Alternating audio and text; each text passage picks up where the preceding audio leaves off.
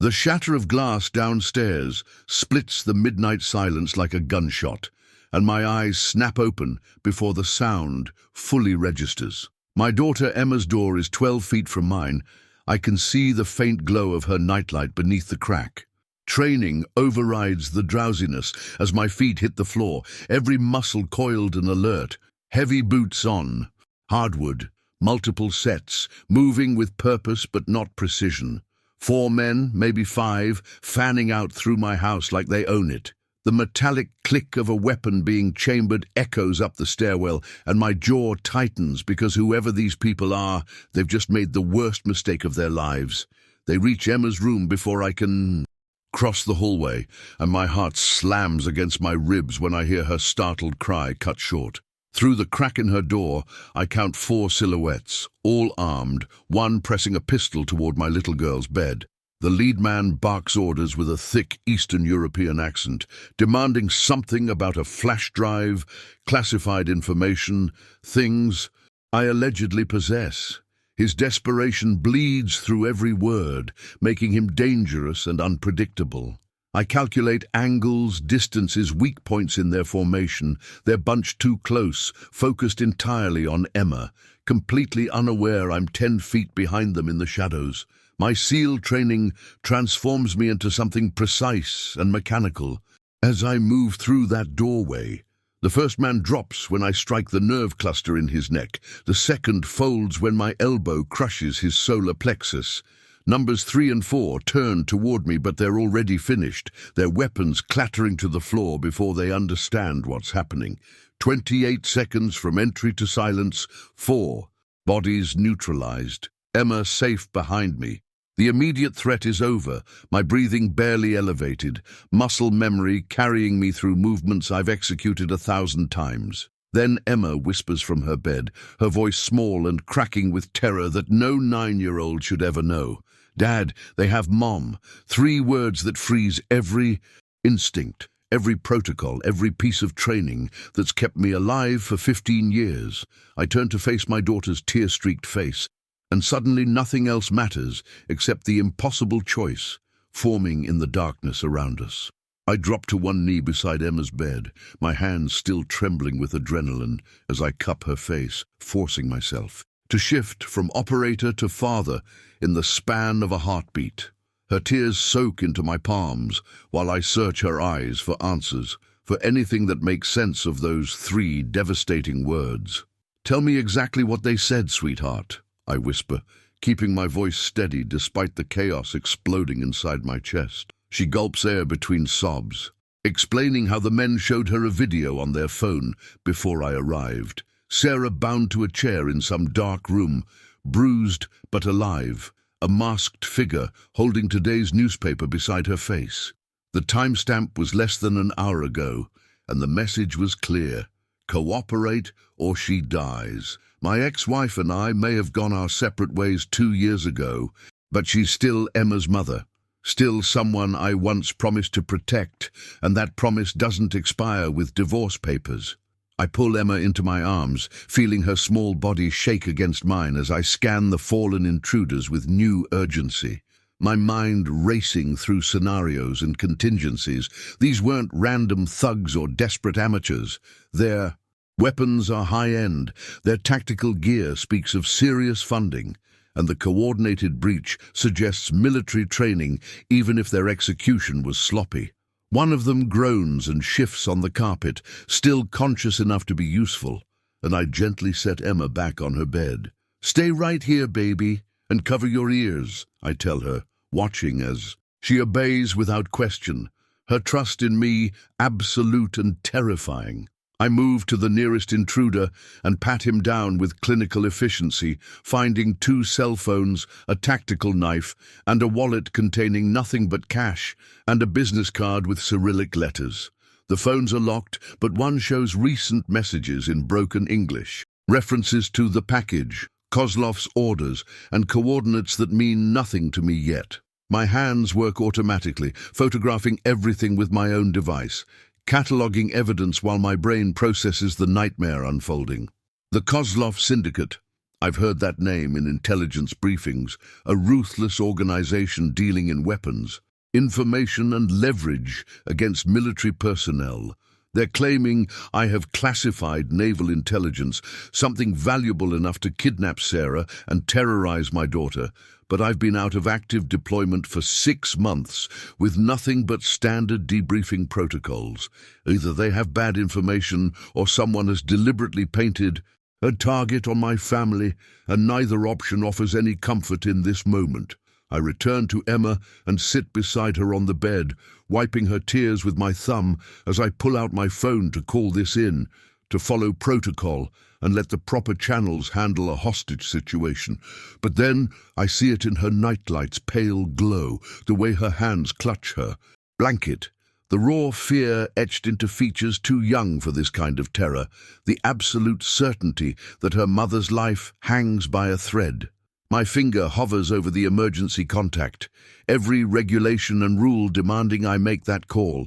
But Emma's whispered plea shatters my resolve completely. "Please, Daddy, you have to save her." I silence the impulse to follow protocol and instead focus on the unconscious intruder nearest the window, pulling his second phone from an inner vest pocket with hands that have steadied into operational mode. The device unlocks with his thumbprint, sloppy security for professionals, and I scroll through messages that paint a picture darker than I imagined, each line of text tightening the noose around my family. There are photographs of Sarah taken over several days, surveillance shots of Emma's school, images of our home from multiple angles, and conversations in Russian that my limited understanding can barely translate.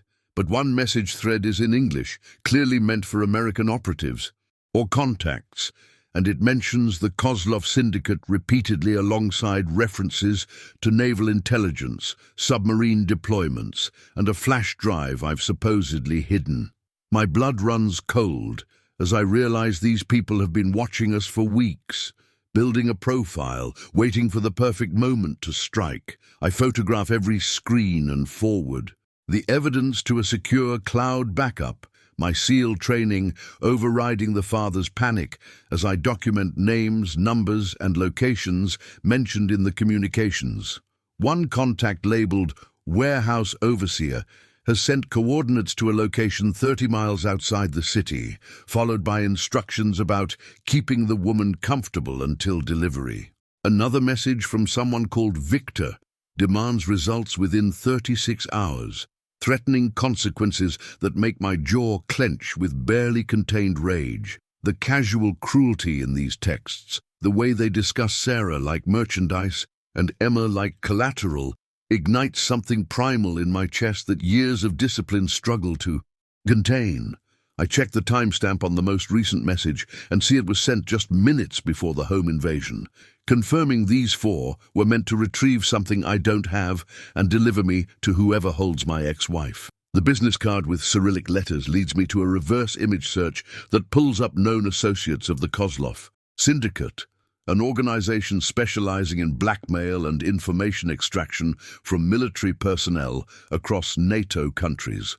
Their methods are legendary in intelligence circles, surgical, brutal, and devastatingly effective at exploiting the one weakness every service member carries. They don't target the warriors themselves, but the families left, vulnerable at home, the loved ones who become leverage against even the most decorated operators.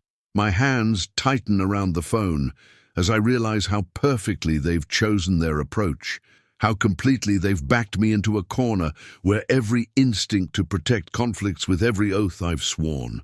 I move to the second intruder and find a folded note in his tactical vest's hidden pocket, the paper worn as if handled repeatedly, bearing handwritten coordinates and a deadline that matches the text messages exactly. The location corresponds to an industrial district I know from previous reconnaissance, a warren of abandoned warehouses and forgotten infrastructure where someone could hide a dozen hostages without detection. Below the coordinates, someone has scrawled a single line in English that makes my decision inevitable. Bring the drive, or she dies screaming. The note trembles between my fingers as I stand in the wreckage of my living room. the weight of impossible choices pressing down like the ocean at crush depth. Protocol demands I contact my commanding officer immediately, report the breach, surrender the evidence, and trust the system to protect my family through proper channels and official response teams. But the system operates on timelines measured in briefings and approvals, while Sarah's captors have given me 36 hours before their patience expires in ways the cryptic message makes horrifyingly clear. I look at Emma, curled on the couch, her eyes still wide with the kind of fear that changes children forever. And I know with absolute certainty that following orders means abandoning the woman who gave her life, regardless of our failed marriage or complicated past. My phone sits on the coffee table like a loaded weapon. Admiral Hayes's emergency contact glowing on the screen, waiting for the call that duty and honor demand I make without hesitation. Every minute of training, every oath sworn, every principle drilled into my core screams that going rogue guarantees failure. One operator against an organized syndicate can only end in capture or death, leaving Emma orphaned and Sarah's fate sealed. But the coordinates burned into my memory whisper a different truth, that sometimes the right choice exists outside the boundaries of protocol, in the spaces where regulations cannot reach because they were written by people who've never held their daughter while intruders pointed guns at her head. I've spent 15 years trusting the chain of command, believing the system protects those who serve it faithfully, yet that same system couldn't prevent 4 armed men from invading my home and terrorizing my child. I move through the house, gathering equipment I swore I'd never use outside official operations, tactical gear, stored in false bottom containers, weapons maintained, despite retirement from active duty, tools designed for scenarios exactly like this one. The familiar ritual of preparation steadies my hands as I check magazines, test communication devices, and pack the essentials for a solo infiltration that violates every regulation in the book. Emma watches from the doorway, understanding passing between us without words, her whispered plea cutting through my remaining hesitation like a blade through flesh. She doesn't ask me to be careful or promise to return. She simply says what we both know is true, that sometimes love demands we become the monster, protecting our family from worse monsters. Lurking in the dark, I secure Emma with neighbors who ask no questions, their former military backgrounds recognizing the look of a man preparing for war despite the peaceful suburban morning dawning outside. The warehouse coordinates guide me toward a reckoning I cannot avoid, each mile carrying me further from safety and deeper into territory, where my choices will define who I truly am beneath the uniforms and commendations. The flash drive they want doesn't exist in my possession, but the note's implicit threat leaves no room for negotiation or explanation, only action, consequence, and the desperate hope that I can reach Sarah before my unauthorized operation costs us everything. The warehouse materializes from the industrial wasteland like a monument to forgotten commerce, its corrugated walls streaked with rust and decades of neglect under the pre-dawn darkness that provides perfect cover for my approach. I move through shadows with the practiced silence of countless operations, every sense heightened to supernatural clarity. As I scan for sentries, cameras, tripwires, the security measures that should surround a hostage situation, but seem mysteriously absent from this crumbling structure. Through a grime-coated window, positioned 12 feet above ground level, I catch my first glimpse inside, Sarah bound to a metal chair in the center of a vast, empty space. Her face, bruised but defiant, and 3 other figures slumped against support pillars in similar restraints, their clothing and bearing suggesting the military families Victor's organization has collected as leverage. The sight ignites something primal in my chest, a fury tempered by tactical necessity as I calculate entry points, sightlines, and the disturbing reality that this feels too easy, too exposed, like a stage set waiting for its final act to begin.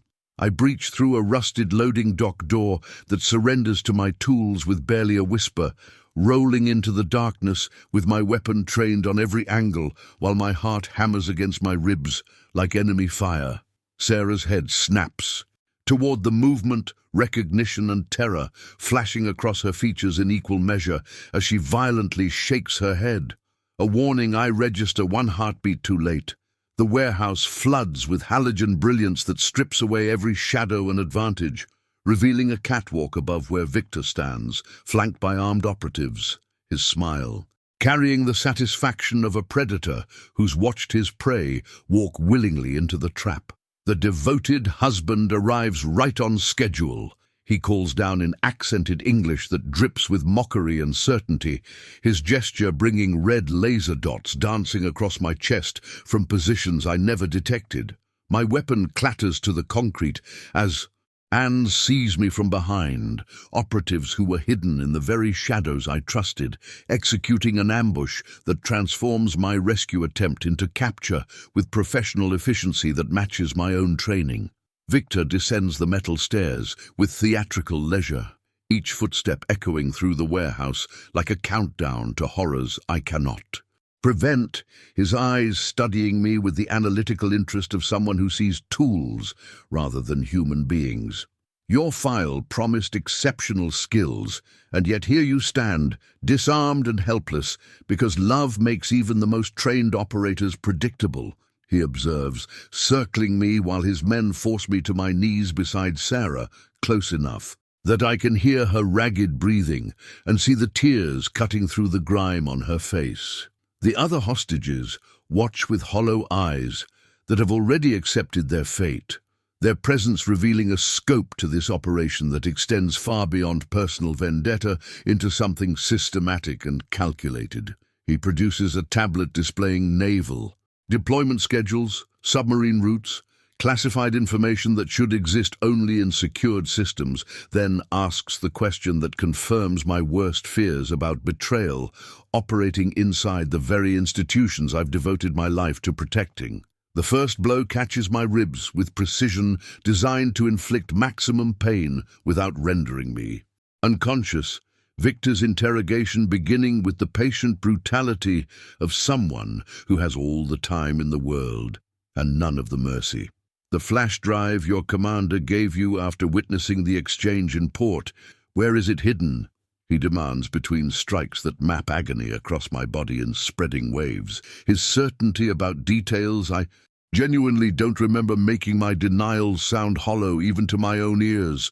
Sarah screams my name through her gag, thrashing against restraints that cut her wrists bloody, her anguish somehow worse than my own physical suffering because I'm failing her again, just like I failed our marriage. Then through the ringing in my ears and Victor's continued questions comes a sound that stops my heart completely. Emma's voice crackling through the radio on his belt, young and terrified but unmistakably present, asking if anyone can hear her emergency transmission. Victor's hand shoots out with cobra speed, snatching the radio from his belt as Emma's voice fills the warehouse with impossible presence. Her words tumbling out in panicked explanation about tracking my GPS watch and calling the emergency number I made her memorize years ago when she was barely old enough to understand.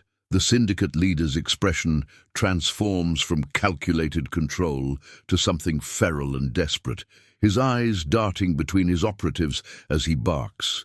Orders in rapid Russian that send half his team scrambling toward exits and defensive positions. He presses the radio to his lips with white-knuckled intensity, his accented voice taking on a honeyed quality that makes my stomach turn as he asks Emma where she is, promises her that her daddy is fine, suggests she should tell him her exact location so they can bring her to our family reunion. The paralysis of my torture evaporates into pure adrenaline-fueled terror because my daughter has just painted a target on herself, and every second she remains on that frequency brings these monsters closer to the only thing in this world that matters more than the truth Victor seeks. Sarah's muffled screams intensify behind her gag as she writhes against the chair with superhuman desperation. her eyes locked on mine, with a message I can read despite the blood and swelling distorting her features. She's telling me to trust Emma, to believe in the training I've given our daughter through countless bedtime stories about staying smart and safe. Victor circles back to me with renewed purpose, pressing a pistol against my temple with enough force to leave an impression in my skin, while his other hand holds the radio near my face, his instruction delivered in a whisper that carries absolute conviction about what happens if I don't convince Emma to reveal her position. The metal is cold against my skull, a binary choice between speaking words that betray my child or remaining silent and watching him execute the other hostages one by one until cooperation becomes inevitable. Through the rushing sound of blood in my ears, I hear Emma's voice again, but this time there's something different in her tone, a rehearsed quality that triggers recognition deep in my tactical consciousness. She's reciting phrases from the emergency protocols I drilled into her, code words embedded in innocent-sounding sentences. "Daddy, I'm at the place where we had that special breakfast before you deployed. Remember the restaurant with the blue door where I ordered the funny-shaped pancakes?" Emma's voice carries across the radio with perfect childish innocence, but my training decodes the real message instantly. Blue door was our phrase for law enforcement. Special breakfast meant multiple units. Funny-shaped pancakes referenced the star insignia I once explained during a museum visit. Victor doesn't recognize the verbal encryption, his attention fixed on trying to identify the location from her description, while his team pulls up maps and databases on their devices, their urgency revealing how thoroughly my daughter has disrupted their operational security. I let my body go slack in my captor's grip, feigning defeat and despair, while my mind races through calculations about timing and distance, about how long a tactical response requires, and whether Emma's call has actually summoned help or simply accelerated the timeline of our execution. Sarah has stopped struggling, her gaze now fixed on the warehouse's high windows, where the pre-dawn darkness is beginning to surrender to grey light, and in her eyes I see something that looks disturbingly like hope mixed with knowledge she shouldn't possess. The sound reaches us before understanding does, a distant mechanical thunder that builds from whisper to roar, the unmistakable percussion of military helicopters approaching fast and low, their presence transforming Victor's face into a mask of betrayed fury as he realizes the trap has reversed its jaws. The warehouse erupts into controlled chaos as Victor's remaining operatives abandon their positions, some sprinting toward vehicles while others frantically gather equipment and documents, their disciplined formation dissolving into self-preservation instinct. Victor himself remains eerily motionless beside me, the pistol still pressed against my temple, but his attention fractured between the approaching helicopters and the radio in his trembling hand, his breathing shallow and rapid as years of criminal empire face imminent collapse. I feel the barrel shift slightly as his finger tightens on the trigger, that infinitesimal pressure change that every operator recognizes as the moment before point of no return, and I make my choice, lurching sideways with everything my tortured body can summon while driving my elbow toward his solar plexus. The gunshot is deafening in the enclosed space, the bullet missing my skull by millimeters and sparking off metal somewhere behind me, and suddenly we're grappling on the concrete floor while his men scatter like roaches exposed to sudden light. Through the physical struggle, I hear Sarah's chair toppling sideways as she throws her weight, desperately trying to distance herself from the crossfire, and the other hostages' muffled cries blend with the increasing thunder of rotor wash shaking the warehouse's corrugated walls. Victor fights with the vicious creativity of someone who built an empire through personal violence, his knee driving toward my injured ribs, while his free hand claws at my eyes. But months of soft living have dulled edges that my training keeps perpetually sharpened.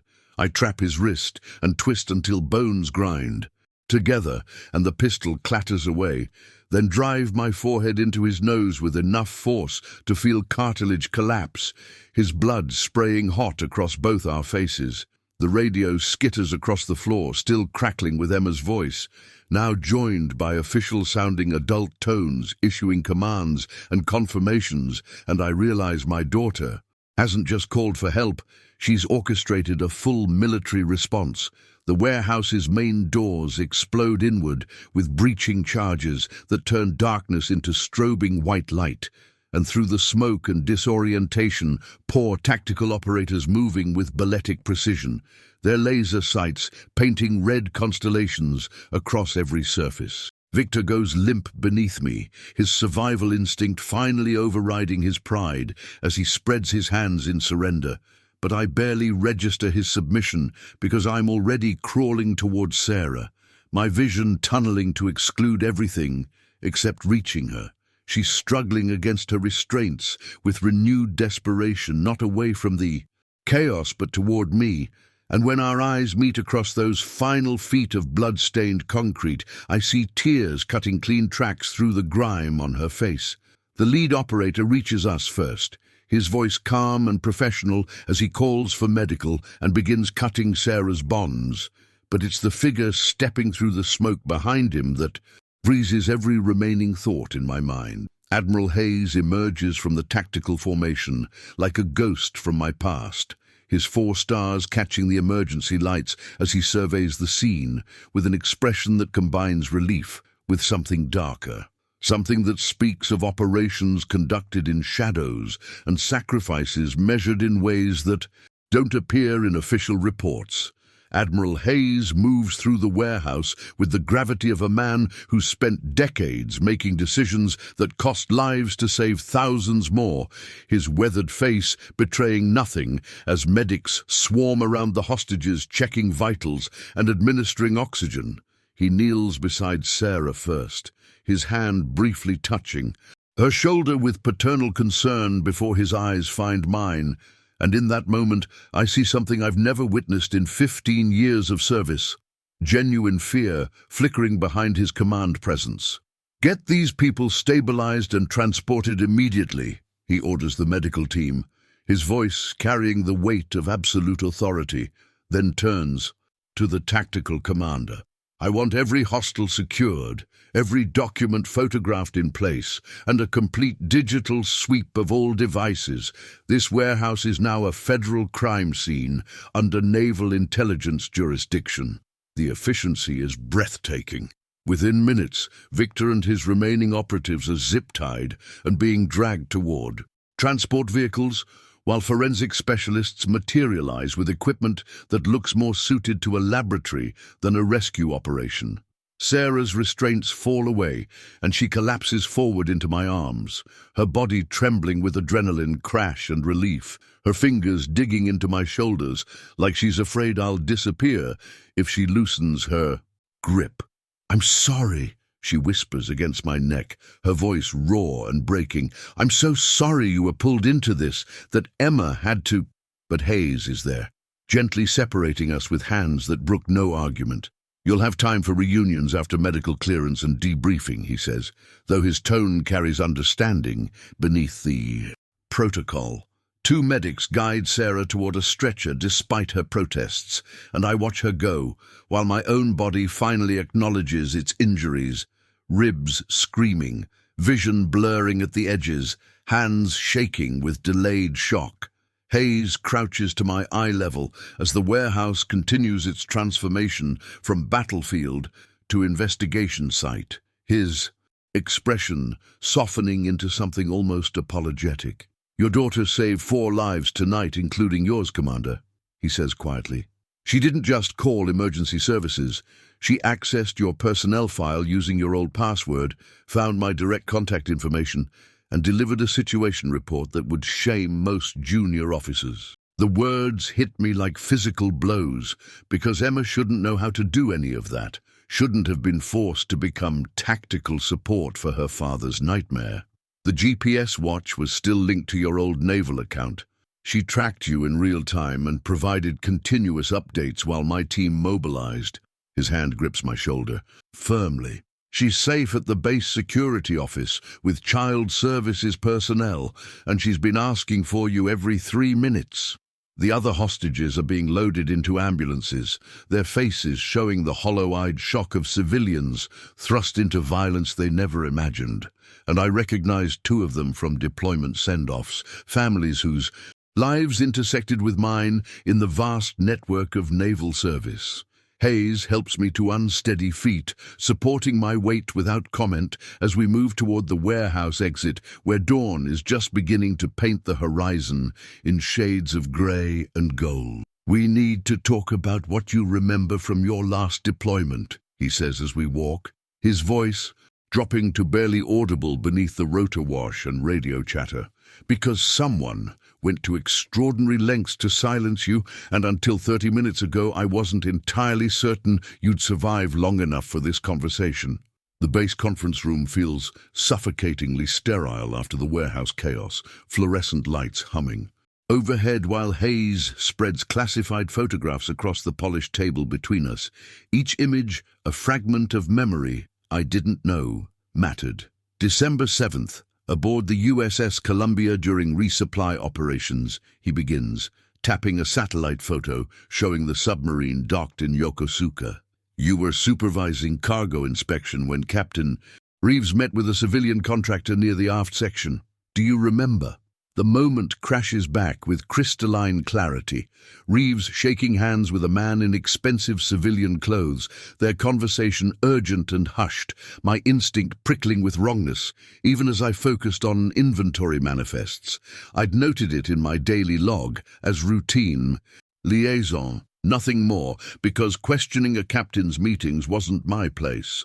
Hayes slides another photograph forward, this one showing the same civilian boarding a private helicopter, and suddenly the pieces align with sickening precision. That's Dmitry Volkov, Victor's American contact and the conduit for selling real-time submarine positioning to hostile nations, Hayes explains, his finger tracing connections on a map dotted with red markers. Reeves has been compromising fleet movements for 18 months, receiving payments through shell companies that we've been tracking through 3 continents. My stomach twists because I served under Reeves, trusted his command. 8 meals beside men whose lives he was selling for profit. "You logged that meeting, Commander, buried in routine paperwork that no one would notice unless they were specifically looking, which we were after intercepting encrypted communications mentioning a witness. The weight of it settles like lead in my chest. I became a target because of 4 lines in a duty report. Reeves saw your log during a routine review and panicked," Hayes continues, producing a tablet showing email chains between the captain and Volkov discussing elimination options. "The Kozlov Syndicate was hired to retrieve or destroy any evidence, starting with you and expanding to anyone who might have copies of your records."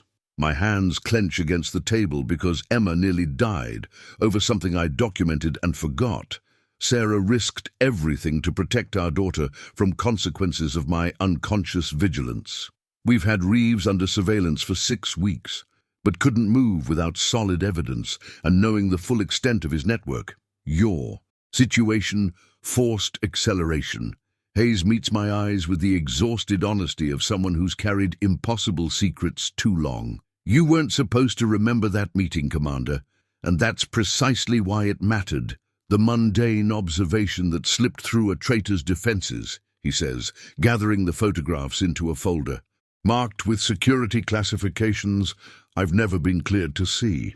Captain Reeves is in custody as of 0400. His co-conspirators are being rounded up across 3 naval installations, and the evidence you unknowingly preserved has prevented catastrophic compromise of our Pacific fleet. The vindication feels hollow against the cost. But Emma's safe and Sarah's alive, and sometimes survival is the only victory that matters." The revelation hits me like a depth charge when Sarah finally speaks in the secured medical bay, her wrists still bearing rope marks, while a naval physician checks her vitals with methodical precision. "I've been working with naval intelligence for 7 months. she says quietly, and the fluorescent lighting casts shadows across her face that make her look like a stranger wearing familiar features. After Emma's school received that anonymous threat, someone knew her class schedule, her route home, details only someone with access could have. Hayes approached me because they suspected the leak came from someone in your former unit. Her voice carries the weight of secrets that have carved hollows beneath her eyes, and I realize the distance between us these past months wasn't about our divorce, but about the burden she carried alone. They needed someone Reeves wouldn't suspect, someone close enough to you to make credible bait, so I volunteered to be the trigger that would make the syndicate reveal their full operation. The staged kidnapping was her idea, Sarah explains, because Victor needed to believe he had leverage devastating enough to break a former operator. Every moment in that warehouse was monitored, every word recorded through devices they planted when they took me, she continues. And my hands shake, remembering her terrified face that was actually calculated performance. Hayes had teams positioned within 3 minutes response time, but they needed Victor to reveal the complete network, to incriminate himself beyond legal challenge, which meant letting the scenario play out until you arrived. The clinical description doesn't match the reality of watching her bound to that chair, but I understand the mathematics of sacrifice. One family's terror weighed against dozens of sailors whose positions Reeves was selling. I couldn't tell you because your reaction had to be authentic. Your fear had to be real enough to convince them, Sarah says. Finally, meeting my eyes with something like apology, the physician steps away to give us privacy, and the machines monitoring her heartbeat fill the silence with electronic proof of life. Emma was never in actual danger. There were agents watching the house, embedded in the neighborhood, covering every approach before those men even reached our door. But you needed to believe she was vulnerable. The strategic logic makes sense, even as anger flares hot in my chest, because she gambled our daughter's psychological safety on operational necessity. They threatened her school, Sarah whispers. And suddenly she's not an intelligence asset, but the mother who would burn the world to keep Emma safe. Reeves sent photos of her playground, her classroom window, a message that said accidents happen to children of troublesome personnel, and I knew then I'd do anything, lie to you, risk myself, become bait if it meant ending him before he made good on that promise. Her hand finds mine across the sterile sheets, and I understand that love sometimes wears the face of betrayal when the stakes are a child's life. What would you sacrifice to protect the ones you love? Subscribe to uncover more stories where loyalty is tested and nothing is as it seems.